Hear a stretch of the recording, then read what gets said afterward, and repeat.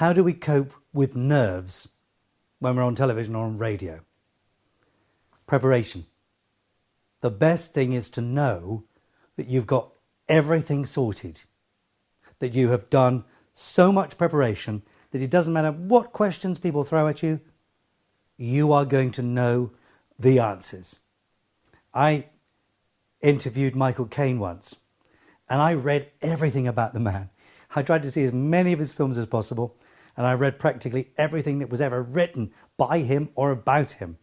At the end of the interview, he looked at me and he said, "You know more about me than I do." Now that is when you can relax. You think, yeah, I know everything. I even reminded him about one of the co-producers who was on the set of $1 Billion Brain. And he said, "Was he there?" "Oh, yeah. Yes, he was there." So just that being prepared makes you relax. Now, of course, the other thing is breathing. We've talked about breathing. Again, if you get your posture right, if you get your breathing going, if you take all those nerves below the waist on those two muscles, squeezing that lemon, those nerves will go. Believe me, just that deep breathing from the right part of your anatomy will get rid of those nerves. Nerves start when you sink in that top part of your body. Everything gets nerves. Your throat, your voice will sound differently because you're straining. Again, just release that body. Let it breathe. Let it relax. Again, this is a great posture for relaxing. Once you can keep those buttocks tense, any pressure is going to go to those buttocks and they can take it. They can take all the pressure you give them. Nerves. The only reason we have nerves, I believe, is because we're unprepared. I spent many years on television and I didn't have nerves. I'm excited. I'm ready for anything. I've got the adrenaline rushing through my body. I'm not one of those who could just say, "Oh, well, I'm doing another program."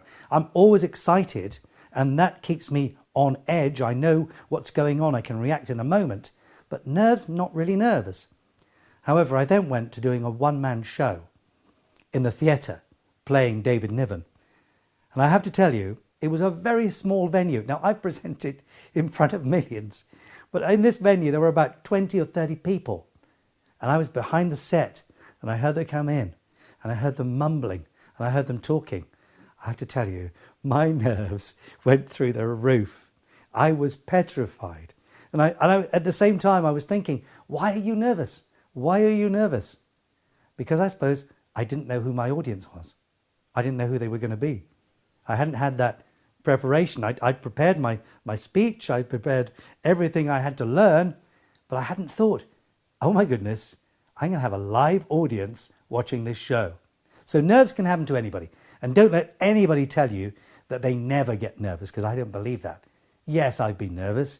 But you conquer it by knowing more, by being prepared. Now, you also help yourself, because obviously sometimes I've done shows where I haven't known what's coming on.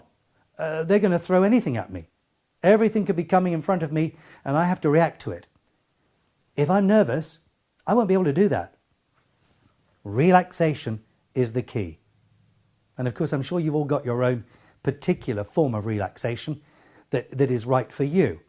We've included my own particular form of relaxation that you do before a show, that you do before you go on air, just to relax you totally in your body. Once your body is relaxed, then the mind gets relaxed as well. So relax.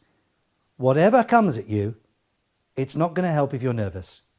Whatever comes at you, hey, do you know what? I can only do my best. And I'm always doing my best anyway. So if something happens, don't be afraid of making mistakes. Many, many times in your career, you are going to mispronounce things on air. You're just going to go, and you're going to make a deviation of the truth. And so in those times, don't beat yourself up. In everyday life, we make mistakes with our teeth and tongue. And however much I've told you about exercising, there will be a time when we make mistakes. It's not the end of the world.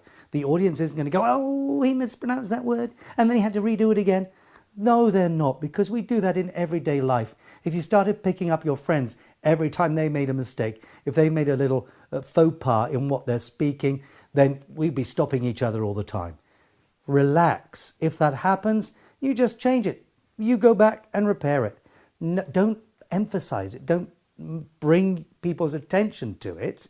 Just get on with it. They won't worry, so don't you. I think that's the big thing. People are very forgiving. If they like you, if you're doing your job properly, if they love listening to you, they're not going to worry about you mispronouncing something. They're not going to worry about you getting something wrong, going back and trying again.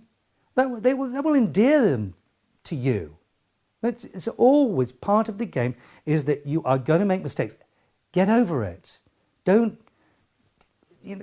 focus on it so much. You're going to make a couple of mistakes. Big deal. Get over it. Relax again. By relaxing into it, by being yourself, by being honest, by talking to people, not at them, they're going to forgive you anything. Okay, so don't take that too far, but you know what I mean. They're not going to nitpick about your presentation if you're doing everything else right. So don't have nerves about that. Things go wrong. Hey, it happens. Even in some of the biggest shows where money is no object, something will go wrong. And guess what? If you're friendly, if you're yourself, it doesn't matter.